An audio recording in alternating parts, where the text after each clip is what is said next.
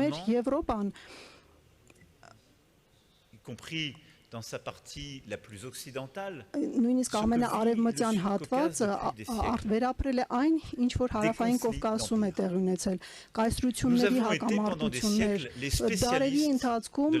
մենք եղել ենք քաղաքացիական պատերազմների մասնագետներ, ceux qui ont repris un terme de légistique médiévale, ce qu'on appelait les translations impérii. L'Europe s'est pensée pendant des siècles à travers des transferts d'empires. Եվրոպացիները մի կայսրությունից մյուս կայսրություն էին l'Empire romain, en passant par les Carolingiens, faisant des sauts dans l'histoire, je pourrais convoquer les Bismarckiens, d'autres diraient les ժամանակաշրջանները մինչև Նապոլեոն, մինչև 20-րդ l'Europe դարի s'était toujours réunifiée էջերը, jusqu'à այսինքն 1945 մինչև par des histoires 1945 թվականը եղել են այսպիսի կայսրությունների տարածաշրջանային հակամարտությունների առանցքում եւ երկրորդ համաշխարհային պատերազմից հետո այս ամենից հետո մենք ստեղծեցինք այս առանձնահատուկ քաղաքական այս մոդելը, այսինքն տարածքային ինքնիշխանություն,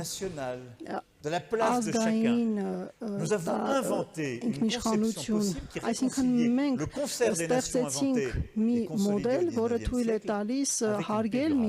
եւ հաստատել կայուն խաղաղություն։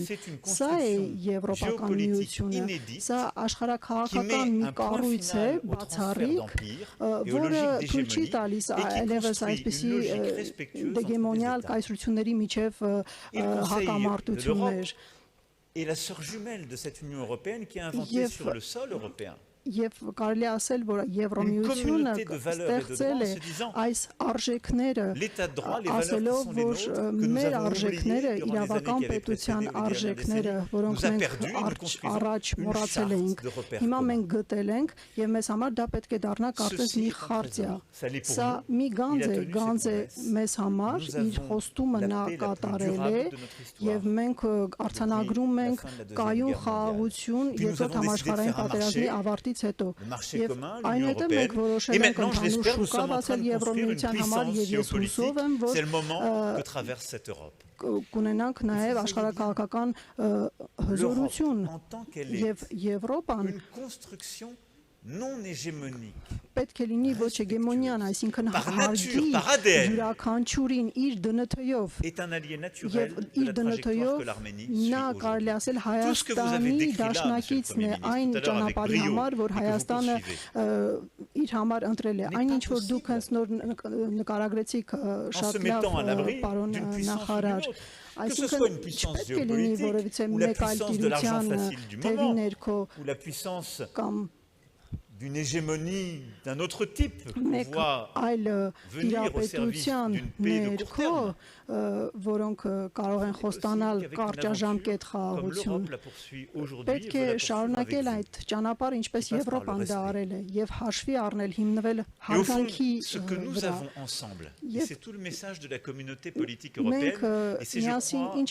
le lien profond entre l'histoire que vous êtes en train d'écrire ici, que je souhaite pour le Sud-Caucase et qui տեսնում եմ, որ դուք նույն պատմությունն եք գրում, եւ ես տեսնում եմ, որ դուք այնինչ դուք հիմա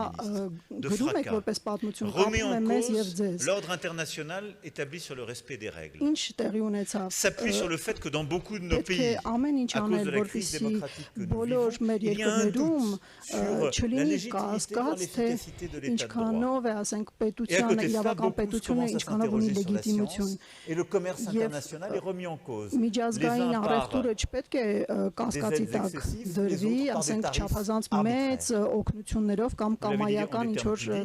Même ceux qu'on croyait nos alliés finissent par dire qu'ils préfèrent la loi du plus fort à la loi internationale.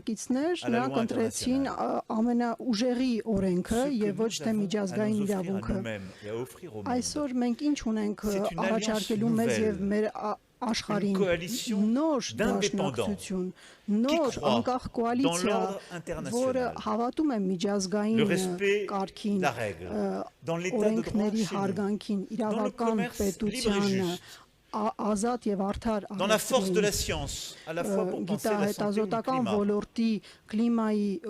եւ ուրեմն առողջապահության հիմնախնդիրներին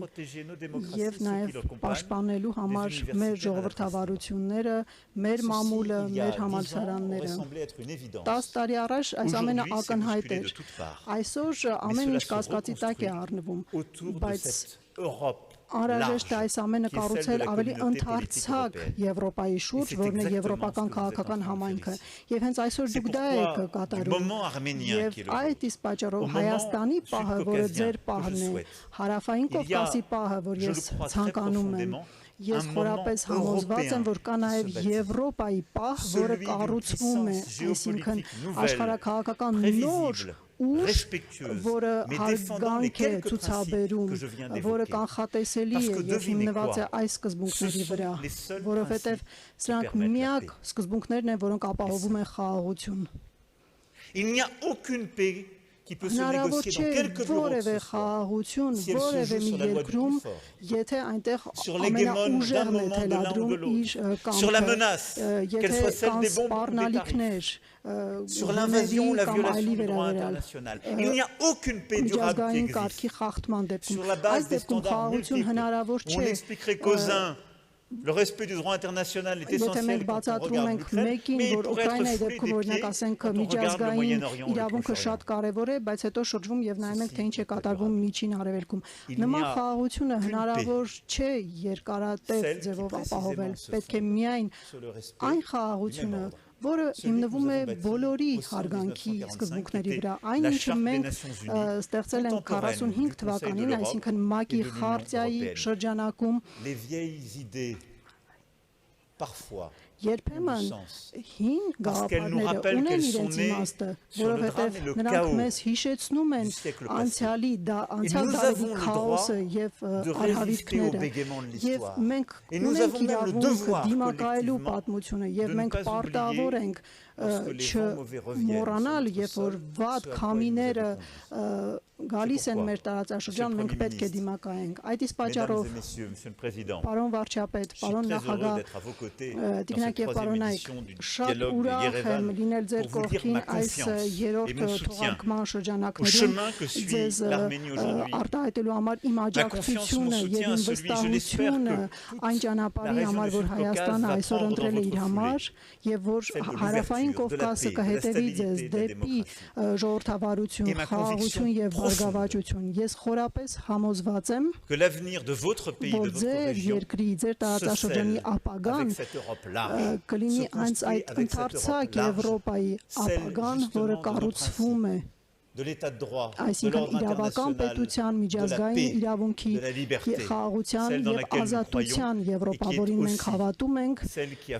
եւ որը հենց հիմնել է Հայաստանի եւ Ֆրանսիայի միջև դարավոր բարեկամությունը։ Շնորհակալություն։